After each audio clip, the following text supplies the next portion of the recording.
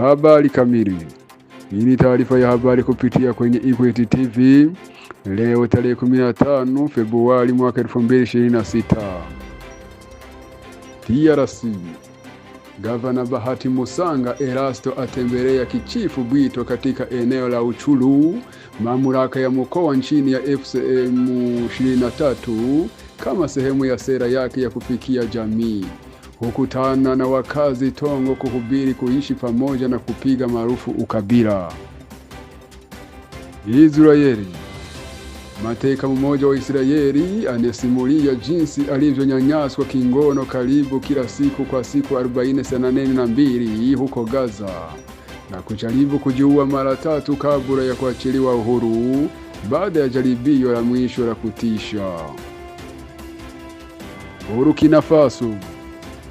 Usalama Jumamosi hii Februari 14 huko Titaho, vikosi vya jeshi la Burkinabe vilisababisha hasara kubwa kwa magaidi. Ripoti ya awali inasema kwamba makafiri 86 waliangamizwa na magari na silaha kadhaa zilipatikana. Kuanzia sasa, kushambulia nchi za EAC ni kujiua kwa pamoja uhagati na mamluki. Hii ndio mwisho wa habari yetu. Karibu tena baadaye.